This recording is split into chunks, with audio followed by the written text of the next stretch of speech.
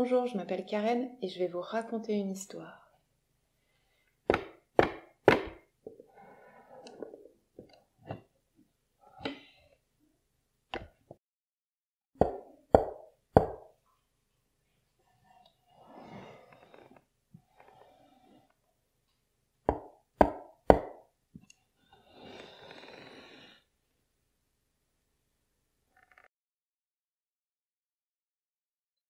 Lichen et le drôle de caillou. Tandis que la neige fond, Lichen le renne et ses deux amis, Grandbois l'élan et Plume Blanche la chouette arfan, se promènent dans la toundra. C'est une belle journée propice aux aventures qui s'annoncent, même si le soleil est encore bien discret. Les trois amis marchent tranquillement et chantent à tue-tête quand, tout à coup, Lichen s'arrête brutalement. Il vient de trébucher sur quelque chose d'étrange. « Mais c'est un caillou !» s'écrie-t-il. « Un caillou !» crient en chœur Grandbois et Plume Blanche. « Regardez comme il est beau !» continue Lichen. Grandbois et Plume Blanche se regardent avec stupéfaction. En effet, ils sont surpris de la réaction de Lichen, car eux ne voient qu'un simple caillou tout gris. Mais comme ils ne souhaitent pas vexer leur ami, les deux compères ne disent plus un mot. Lichen, qui a beaucoup d'imagination, s'exclame « Regardez ce caillou, on dirait vraiment un troll !» L'élan et la chouette arfan sont de plus en plus étonnés, et ensemble s'écrient « Un troll ?» « Oui, renchérit le jeune renne, un beau petit troll. » En voyant les yeux écarquillés de ses amis, Lichen se met à bondir, de droite à gauche et de gauche à droite, comme s'il cherchait quelque chose. « Peut-être cherche-t-il un autre caillou ?» déclare Plume Blanche qui virevolte ici et là. Hop, un peu de mousse, et voilà le nez et les yeux. Hop, un peu de lichen, et voilà les cheveux. Grandbois s'exclame. Qu'il est mignon, ton petit troll. Bravo. Maintenant, il faut lui trouver un prénom, ajoute Plume Blanche. Les trois amis réfléchissent et proposent des noms amusants. Perlimpinpin, Caillou rigolo, Bonhomme des bois. Puis, d'un seul coup, la chouette arfan s'écrie « Je sais !» Le renne et l'élan la regardent avec de grands yeux emplis de curiosité. Mais sans dire un mot, Plume Blanche vole, ici et là, afin de faire durer le mystère. Enfin, elle s'approche du caillou et s'adresse à lui en disant « Tu t'appelleras Troll du printemps. » Youpi ! Les trois compères sont ravis. Alors que les trois amis dansent la farandole autour de Troll du printemps, ils entendent subitement une petite voix qui les interpelle. « Pourquoi devrais-je m'appeler Troll du printemps alors que je m'appelle Guttifar ?» Lichen, Grandbois et Plume Blanche se mettent à hurler d'effroi. Ils se demandent qui a parlé. Doucement et avec prudence, ils s'approchent du caillou.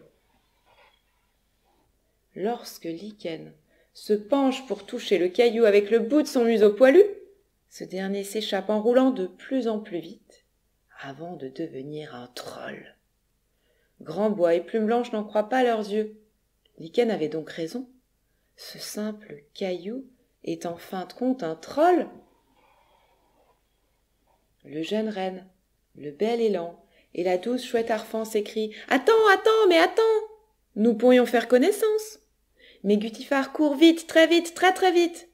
En fait, il court tellement vite qu'il ne regarde pas où il met les pieds et tombe dans un trou. « Aïe, aïe, aïe !» hurle Guttifar, surpris de se retrouver sous terre. Le petit troll s'approche de la paroi rocheuse et essaye de l'escalader. Mais à chaque tentative, il retombe de nouveau sur ses fesses, par terre. « C'est pas possible, je suis tombé dans un trou et je suis trop petit pour en ressortir, » dit-il en pleurnichant.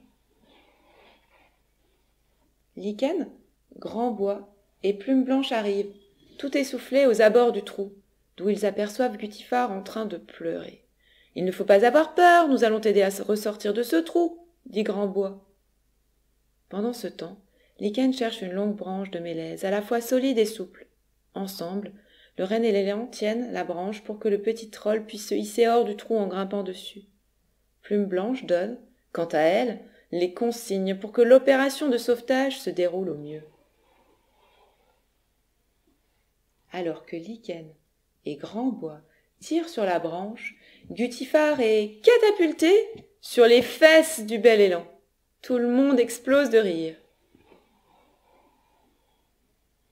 En regardant le petit troll, Plume Blanche lui demande « Qui es-tu? Pourquoi es-tu parti si vite?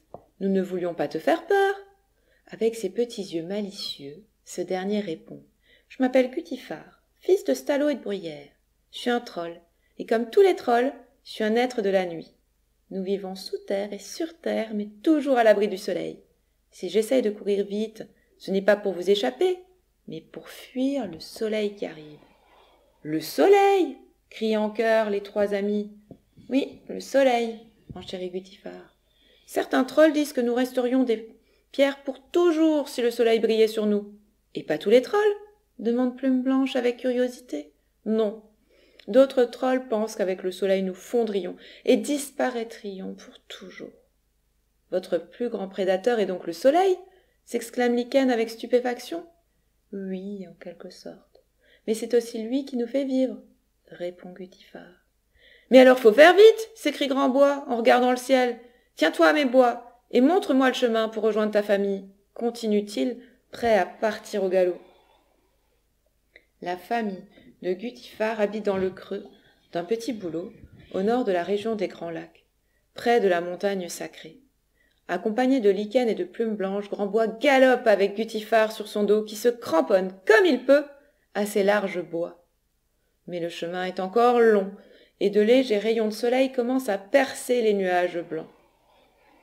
Trop effrayé par la luminosité, Guttifar se laisse tomber par terre, se roule en boule sans dire un mot et se transforme de nouveau en simple caillou tout gris. Lichen et Grandbois arrêtent brutalement leur course, et ensemble s'écrient « Et maintenant, qu'allons-nous faire ?» Après quelques minutes de réflexion, les trois amis s'attellent à la fabrication d'un brancard, fait de branches, de feuilles et de lichen. C'est avec difficulté, mais avec délicatesse, que le renne et l'élan arrivent à hisser le caillou sur le brancard, et ce, à coups de museau. Lichen et Grandbois tirent tous les deux le brancard, sous l'œil attentif de Plume Blanche. Tous les quatre se remettent en chemin vers la montagne sacrée. Ils marchent, encore et encore.